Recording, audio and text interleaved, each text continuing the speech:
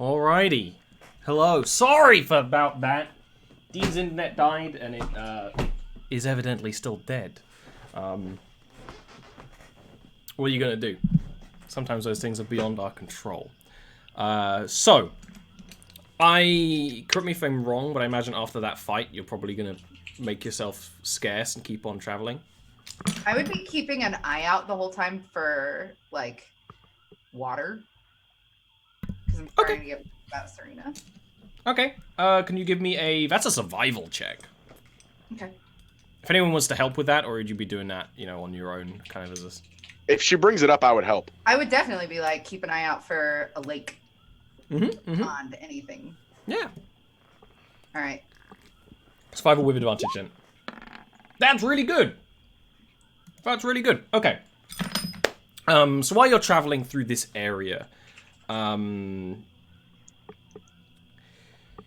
you probably Riley and Vale are aware that when there are forest fires, usually the land regrows with new vigor after the fact. This is not the case in this region here. The area is blasted and torched. There are even some places where there are cracks in the very earth that kind of still glow with emberous heat, right?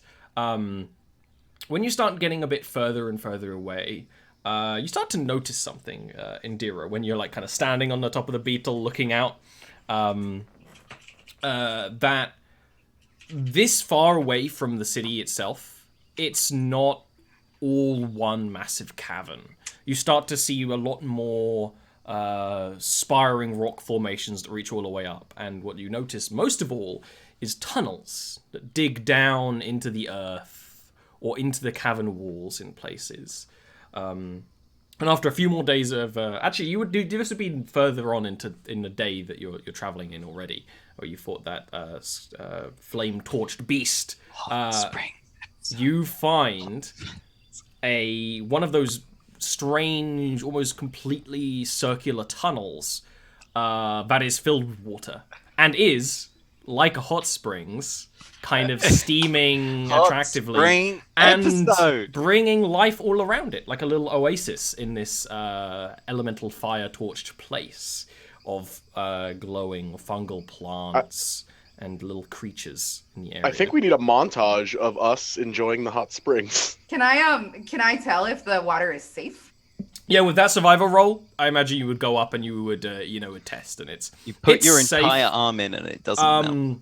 You would even probably swim down into the tunnel a bit, and it appears to be one of those kind of like bend things where this tunnel will eventually kind of stop out.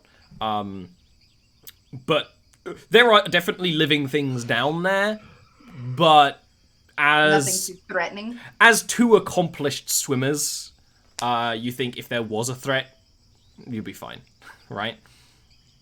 Or you'd be able to be alerted of it even quicker. Your presence spooks away most of the animal life here. There's a giant bat that was kind of like looking at the water that swoops away as you approach. Lots of small bugs and things that wiggle away as you crunch up in the kind of sodden, rich soil around the oasis. I reckon we ought to camp here tonight. I'm all for this, Serena says as she basically dives into the water and vanishes. It is like mana from the Shadowfell. Being able to rejuvenate in such a warm water, because it's the dry season. It is a dry heat in the Underdark at the moment. This is exactly the kind of thing you needed to kind of rejuvenate the spirit, right? Yeah. Serena is just going to go deep into that water. He's going to be exploring nooks and crannies down there, and the others probably won't investigate check. For a while. Roll me a dex An save. investigation check you were asking for? Yes.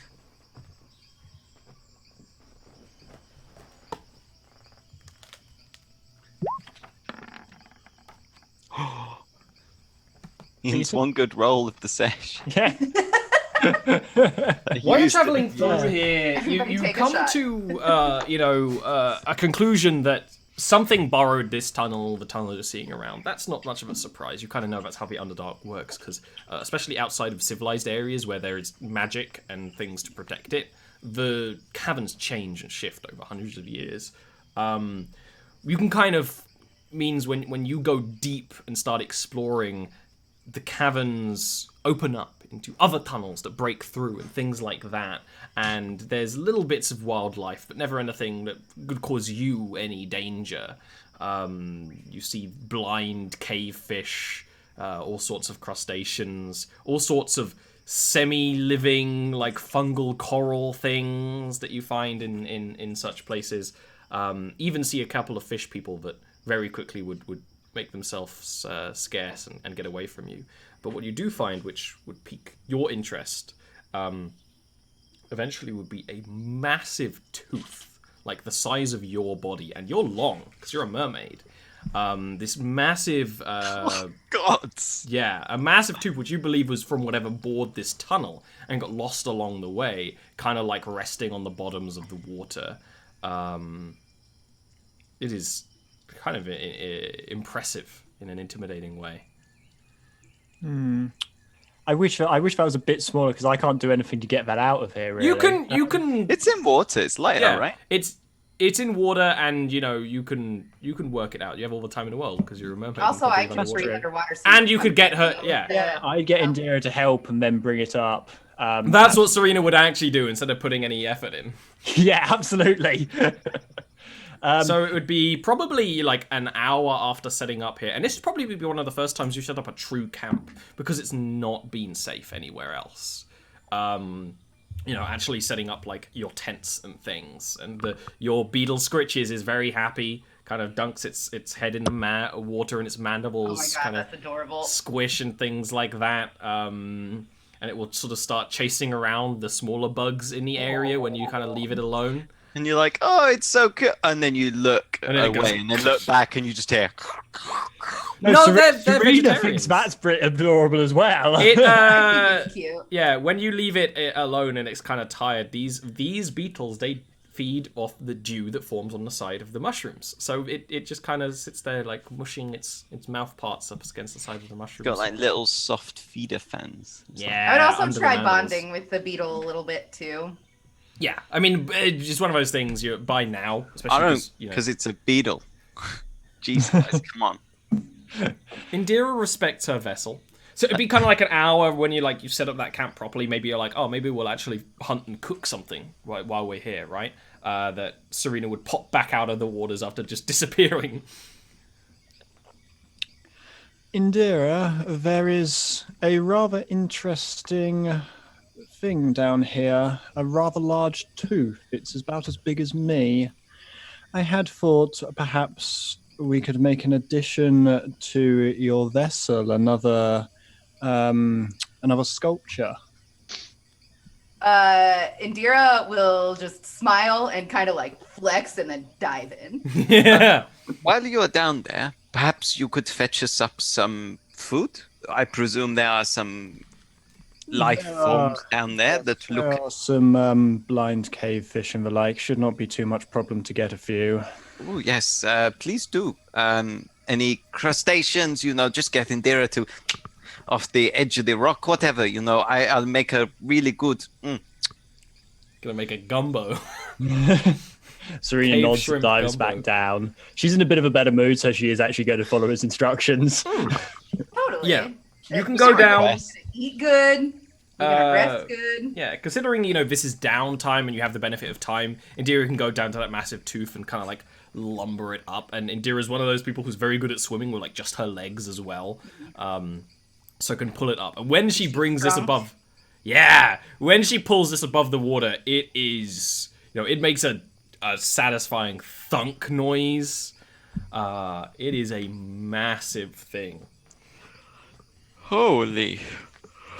What sort of tooth are we talking? We're talking like sharp tooth or like. Long, one of those things. It's not even sharp because it's so big, so it's kind of Like like, a long leviathan. and blunt leviathan tooth. Yeah, it's one of those things because it's so big. You can kind of see the almost pores, pores right? and The stuff. holes Oh, that kind of God. form, especially in the root side. Yeah, I'm very excited about this too. Serena I'm gonna traverse with it though.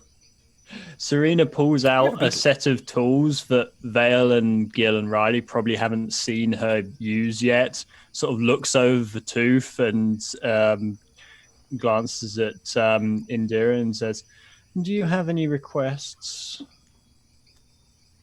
for me to sculpt it into?"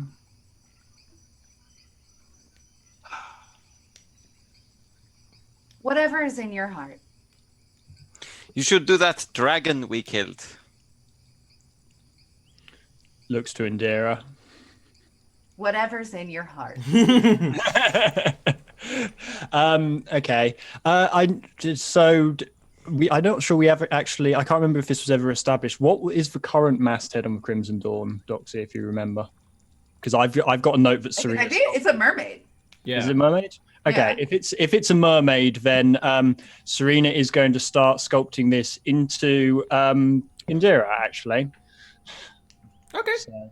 This is And in obviously your heart. a multiple. Oh yeah, this is a big thing. It's going to take a long time. Yeah, but, yeah. So you can start doing it now, and then kind of bring it with you on the back of the beetle and stuff like that. Yeah.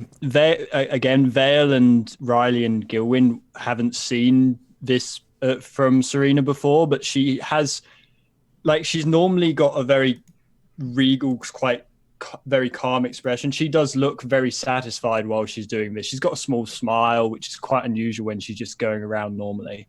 She definitely derives. This is definitely a hobby for her that she enjoys. Mm. That's nice.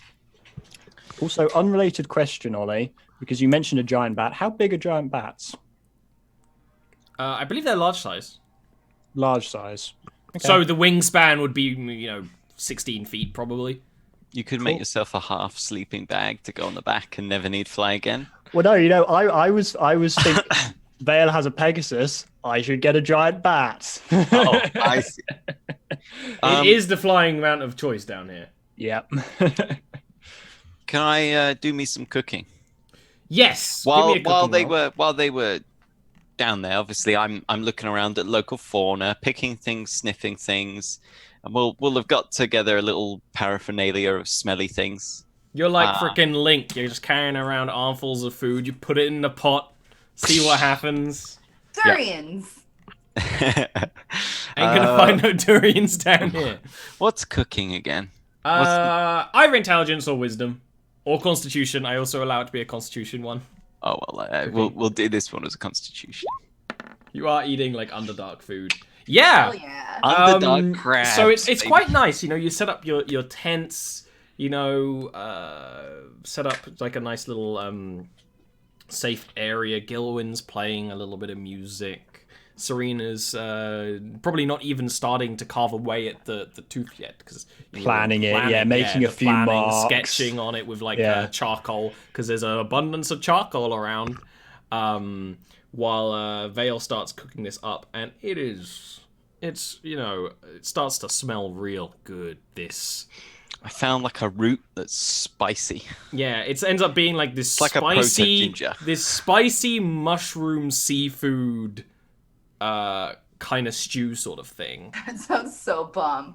Yeah, especially considering you haven't ate anything almost the entire time you've been in the Underdark, aside from in Yeah, we've taverns. been using the nutrients. You've been eating the flask of nutrients. The sippy cup. Yeah, the sippy cup. And when you have been eating in Narashiro, what their staple food is a curry, basically like a tofu curry kind of thing, which tastes good, but texture-wise. This is, after, this whole quest where you're doing, after a bunch of travel and all of that, this is really one of those days you needed to rejuvenate the spirits. And a big heaping bowl of this stew is definitely a big help in that part. Temp hit points good? No. He thought about it for a moment. Yeah, I think we would all just enjoy this night. Just dance, play music, eat. Maybe have a couple drinkies. Do we have any drink? I think you always have some bottle We of definitely something have laying wine. around. Yeah. You might have nabbed something from the cannibals, I suppose. Do I have anything? I don't. Vale, I think- Neil's characters usually have a bottle of liquor somewhere. Yeah, Tell always I'm had sure something. that Serena stole wine from that samurai guy too. Yeah, I got nothing. I got a bit of holy water, a bit of antitoxin. God, I Vale, have nothing listed. Like I so have pragmatic.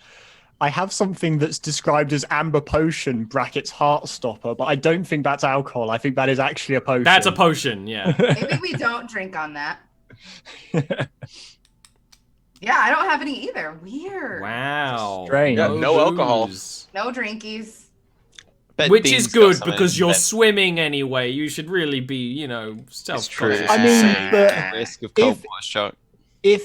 Warm water shock. if water is more your natural environment, surely it's more of a risk to get drunk on land. Yes, true. Yeah, I suppose. Oh, Never no. stopped you. I know a friend who drank too much, ended up on the beach and dried out. Exactly. But you don't need to drink to have fun. Indira does. It It's just, just- helps. It just would have helped. Yeah. And Vale instead shows you off a multitude of bruises. wow, He Just got find some clobbered magic by in the that tree. big tree thing. you got constricted from the inside Wow. Excuse me. of that thing. Mm. Show her your inside bruise. Anything of note any of you want to do during this rest, or shall we montage onwards? Montage, I think. Okay. After this, there are some more days of travel, but you're no longer in this fire-torched place. At this point, you're just in the caverns. The terrain around you is just rock. There's still that twinkling light above from the crystals that make up the cavern roofs. And there are fungal growths, quite plentiful, but you couldn't call this a forest. It's not even, grassland. It's just mostly rock. Quite a bit of time into your travel, you actually can see the distant cavern wall, which at most times you can't see, of course. It just kind of all blurs out of your vision. Which reminds you that the sheer size of the place you're in. And can you please, someone give me either survival or perception checks to look for Tanuma's lair here. And I'll actually allow, 2 rolls, like 2 people with advantage, basically, for who's helping out. I've got a +5 survival, so it probably makes sense to me to +2. be one of them. Could I do a perception? Survival with advantage, perception with advantage. That sounds good to me. Alright, let's roll that. The pressure is on. Hey. Hey. I did well, and then Neil one-ups me. This is so typical. Well, it's, you're working together. It's I know. a team game. Ian is salty. Serena is Serena Serena might is be more salty. She's like, I can't spot it. There's like, yeah, there. No, the thing is that, Serena, you spot the lair. When you grow closer, you start to notice sort of a cleft in the rock walls that seems man-made and made to not look so much, right? You know that this lair is hidden here, but there's still definitely an entrance, and an artificer needs an entrance that can actually allow for quite heavy cargo to come in. And you, as you get closer, can see right up against the rock face, in a bit of a flatter part, is an opening where there is an entrance behind it, a large door. Now, Vale, you see this, as well as being able to kind of map out where this lair is, kind of behind the rock. If you were so inclined, you think you could find where to actually break into another part of the lair, instead of going through the entrance, where it kind of reaches the cave face. you can see just a slight glint of light from what you imagine to be maybe glimmered windows to look like cave wall. The issue being is that it would be a very difficult climb up there, and then you'd have to break in. But if you were so inclined to do that, because of that 20, you have the option. So you can see the entranceway. Serena. In front of the entrance is a statue of a drow woman that looks strange. It's very tall, wearing Almost a kind of certainly headdress. a huge automaton. Almost like it's one of those things. You guys are all like, that's gonna turn alive. But there's something strange about it, almost Geiger-esque. There's like swirls and sort of sections that kind of have cuts and grooves in that you don't see why they are there. Maybe it's just an artistic choice. Maybe it's to make the automaton function better as that. Who knows? But it's kind of standing there almost directly in front of the door of the entrance.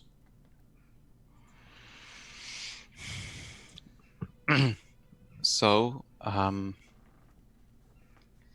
I see two ways in, the front door and a teeny weeny window up the side of the cliff. Cliff, cave wall, I suppose. It seems underwhelming to call it that when you're in such a large cavern. My personal preference would be the cave wall. It seems unlikely that she ever intended people to head that way. The climb would be difficult. However, we do not necessarily have to climb it. We presumably would have to break in, but I am reasonably confident that we would be able to do so via some means.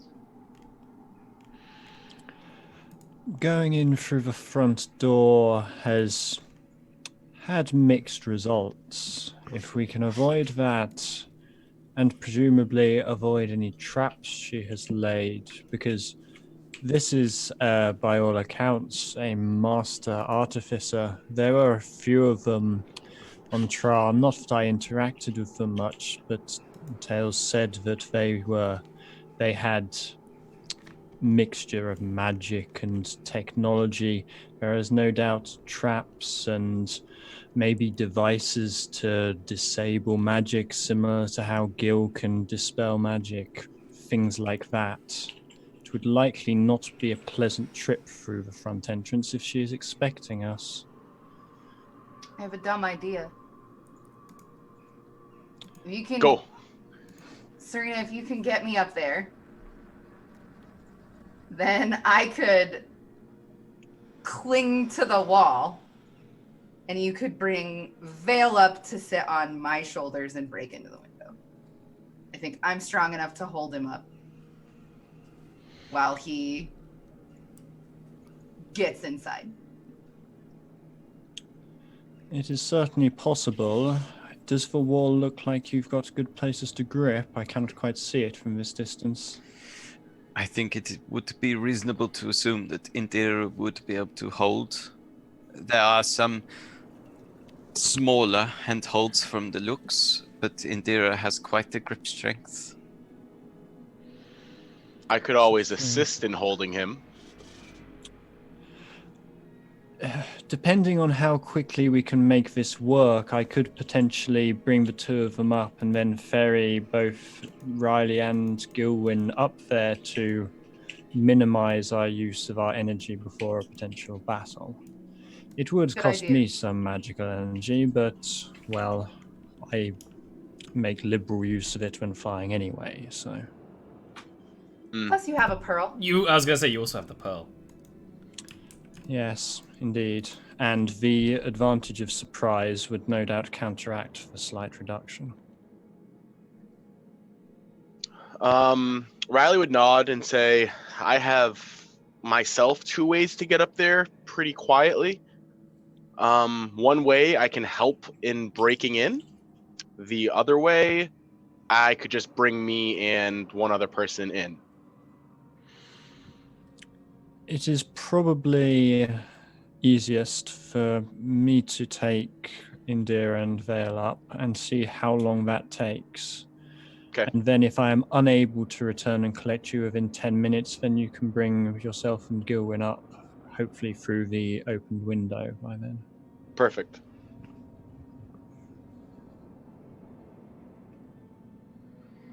I can get myself in without the window even being open, so this might be a better idea, actually.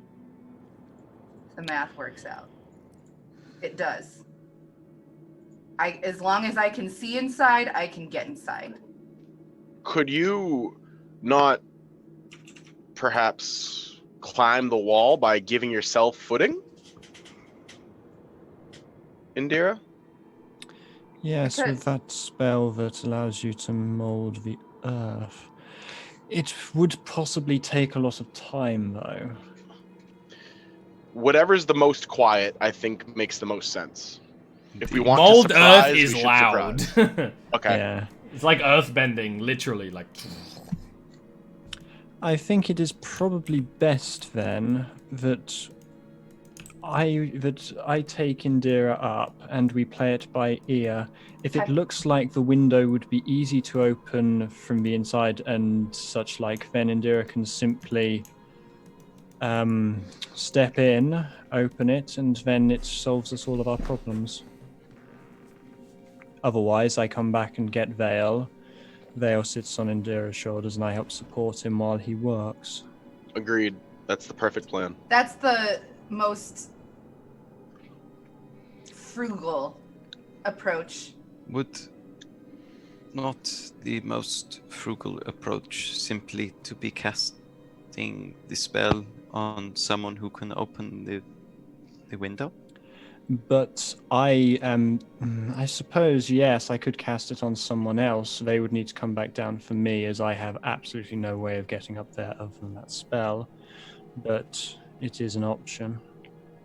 No, I think what we do is the original plan. Serena flies me up. It also potentially helps if we can make good time, then it allows me a bit more freedom of movement while in there as the spell lasts 10 minutes. Let's do that. All right. So what's the plan? I am casting Fly on myself, and firstly, I am carrying Indira up. I'm trying to be relatively subtle about it, like looking out for other things that might be windows and avoiding them. And yeah, just carrying Indira up to start with and see what that window is about. Now, here's the issue. Only Vale saw the glimmer. Ah, okay. So you start carrying her up, and without his reference, it is just a cave wall. Also, you're flying slower, which means you're far more visible. You can give me perception checks here to see if you can see it from here. Because remember, he didn't see a window. Yeah, He he saw saw a glint of light, yeah. Glimmer hiding what might be a window, and if Indira's there as well. Right. Yeah, you without Vale there to kind of point it out, you can't see anything out of the ordinary here at all. I should probably go back and get Vale and have him do this, Indira. Is there anywhere I can deposit Indira relatively safely on the wall? You can just... There are... This is one of those things... Me up there for sure. Yeah, there's one of those things where there's no, like, little ridges and rests, but you can put her on some handholds and she can give us a check and she can see if she stays on, and she's very strong, so she probably will, right? Yeah. Yeah, Look it's at one of that, those things. Just kind of cling, gripping your fingers into the wall. Okay, Very I'm good coming at back down for Vale then. And I will when I get down there and go to lift him. He's probably realised, having watched us on the wall, but I will explain, like, we don't know where the window is. Guidance, please, sort of thing. Okay, let's. Vale would let you take him up if you offer in the easy mode. Yeah. Yep. You carry him up again. You move quite slowly, and Vale can see the glimmering glint of light through the illusion. It's one of those tricks that I have to describe. When you are aware of an illusion, you can kind of see both realities at once. And when you get closer, it's much more clear that at one point in this wall, there are two planes of glass, each around 20 feet long, no more than maybe 4 feet high, to be like, an extensive like penthouse windows, right? But are glimmered behind the illusion of being rock. And you can point them out to the lot of them. And then, the question is, what's the plan? They're not tinted windows or anything. You don't know. You really just know that they're. You just know that there are windows behind there, right? Because you can kind of like sort of see both. Well,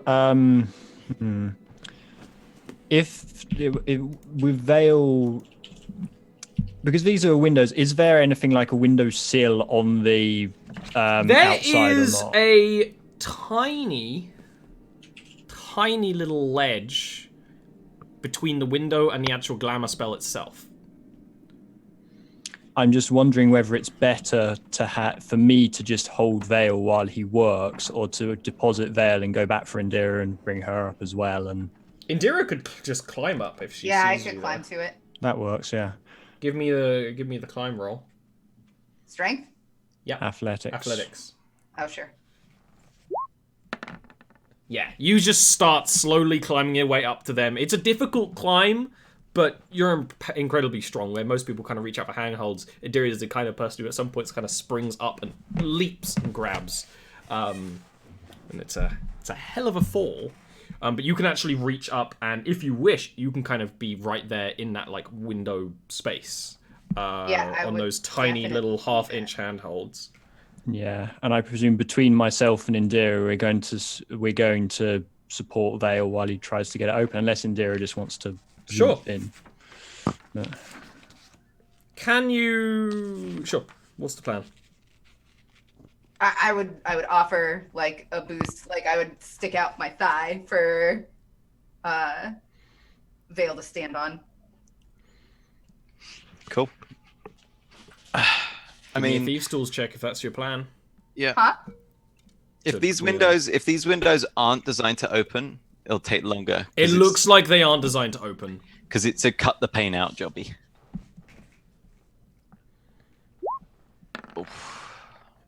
As you start working, you realize that these are not designed to open at all. And you've been to places like this, especially your brief stints in the Dwarven lands, where there are just these impressive windows that kind of look out over sites.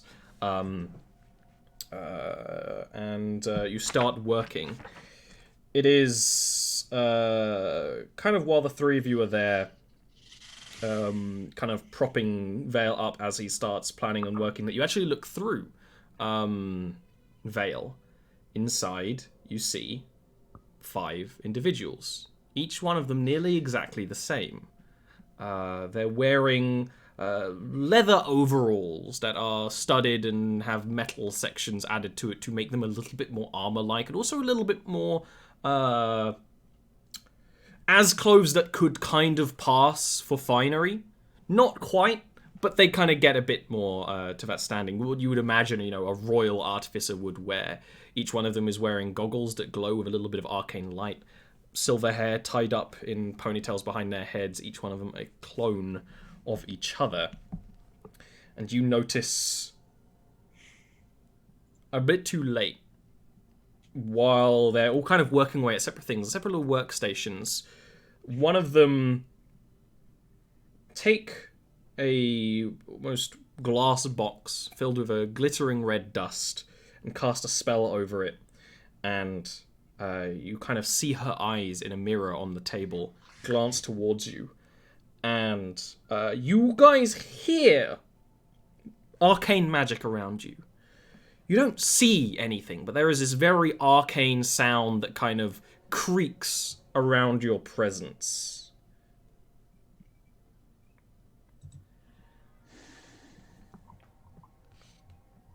And that is when the one who cast that spell will actually walk right up to the glass and kind of give a little wave and a bit of a cocky smile.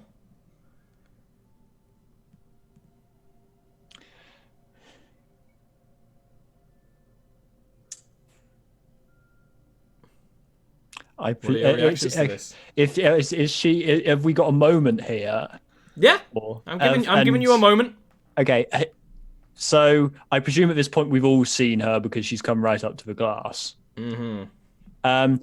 Are we within 120 feet of the ground, or are we higher up? Just because I would like to cast Fell Whisper message. I would say you are Riley. actually like nearly exactly 120 feet up. So Okay. yeah, you could message the team down at the ground. Then I am just sending a message to Riley and say, "Come, we have been compromised. Combat is about to be joined." In that exact tone of voice. I would look over to Vale and Serena and say, I can Misty Step directly behind her and slit her throat. There's Do it. 5 of them. At this point, the other 4 have started to look over. You notice one of them start to weave magic that's kind of sent somewhere else in the complex. The room back here isn't incredibly large. I would then point to the magic casting one and be like, or that one. Well, We are in smash the danger. window Do instead it. because you're the Yes. best one to do it, and all of I us need smash to the go. window. I stop. He says smash the window. I do it. You try to smash towards the window, and you see for a moment this purple pearlescent magic cage rapture around the 3 of you. It is an exact 10 feet cube around the 3 of you that you only see when you kind of smack against the window. That's really fucking cool. I hate it, but it's really And that's when the one who kind of cast a spell on you smiles even wider, and you kind of see her like talk back to one of the other ones, and they laugh. okay. I rage. Mhm. And I say, I'm gonna do it. I look at them. Gonna do it. I presume this is going to have some sort of anti-magic effect, but can I? Yes, Serena's. you can do it, and Vale will take the aid action. Do I see the cage around You them? actually, you would be watching them. Yeah, you and Gilwin would both be like watching, like, what are they doing? Oh shit! And you would see the. Spell magic on the cage. You are And gonna the need to give illusion. me a. You are gonna need to give me a frickin' check for that. Charisma check. Yeah. In fact, actually, can we at this point in time? Give me a little second before you do anything. Right? Yep. So at this point, we're gonna need some initiatives. So I need to. You wanna take early break then? No, it's not gonna take that long. Me thinking about it took longer. I will put. I basically have. I already prepped for you guys attacking from the window. I just We need really to kind of should think have of a just looked solution. through the window from- first, shouldn't we? That would have been these logical. guys. I thought about that. I rolled that one and was like, should have just looked before we leapt. All right. There's a When reason does that's this the same. party ever do anything that goes right? We muddle through. The That's one our time best you friend. come up with like proper plans, they never even slightly Yeah, work. exactly. That's when we all roll terrible. When we Yeah, have the but then you smart roll really plan. well when you're just sort of bungling. Yeah. With the I bungle don't jungle. know Fail if your this way counts as a upwards, bungle. chat. Can you please roll me initiative checks? In fact, I'm actually just gonna borp Gilwin out of there. Riley, of course, you are not there. But this is just so you can, do an initiative roll, and I will blink you out. So glad I'm not a human right now.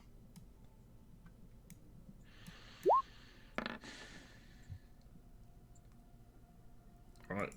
Say goodbye to Riley. Blop.